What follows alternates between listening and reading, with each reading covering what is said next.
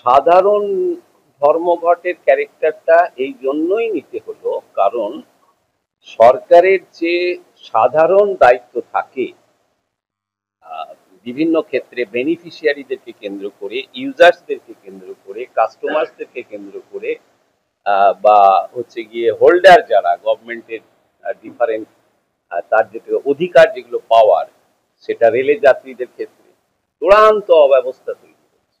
একটার পর একটা রেল সার্কিট যেগুলো আছে প্যাসেঞ্জার, সেগুলো এই সাউথ ইস্টার্ন রেল তো একদম ফ্রেট লাইন হয়ে গেছে, এখানে প্যাসেঞ্জার ট্রেনের কোনো টাইমিং নেই।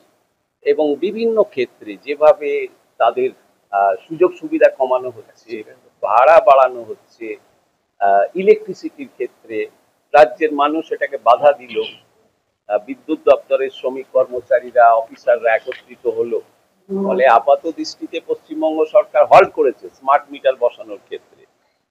কিন্তু আমরা বলছি যে না, কোনোভাবেই সারা দেশে কোথাওই এই ইলেকট্রিসিটি অ্যাক্ট 2003 যেটা, অর্থাৎ এই এনার্জির ক্ষেত্রে এই জিনিসটা কখনোই প্রাইভেটের হাতে সম্পূর্ণভাবে তুলে দেওয়া যায় না।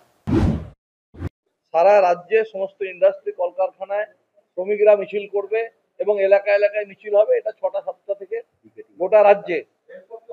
এবং সমস্ত রেল, ন্যাশনাল হাইওয়ে, এগুলো সংযুক্ত কিষাণ মোর্চা তারা গোটা ভারতবর্ষেই রেল অবরোধের কথা ঘোষণা করেছে এবং আমরাও শ্রমিক সংগঠনগুলো তাদের সাথে একসাথেই আমরা আছি। এবং একইভাবে এইসব প্রাথমিকভাবে কালকে শুধুমাত্র কলকারখানা না, গাড়ি ঘোড়া বন্ধ থাকবে এবং দোকানপাট হাটবাজারও বন্ধ রাখার কথা আমরা বলছি। জনগণকে আমরা আবেদন করেছি, ব্যবসায়ী সংগঠনগুলোকেও আমরা আবেদন করেছি। আর যেগুলো ছাড় দেওয়া হবে সেগুলো জিয়া বলেছেন।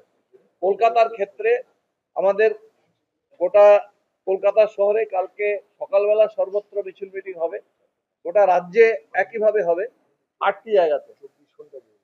হ্যাঁ, 24 ঘন্টা ধর্মঘট। এবং কালকে 7-8টি জায়গাতে এই 10:30 11টার সময় কেন্দ্রীয় মিছিল বেরোবে।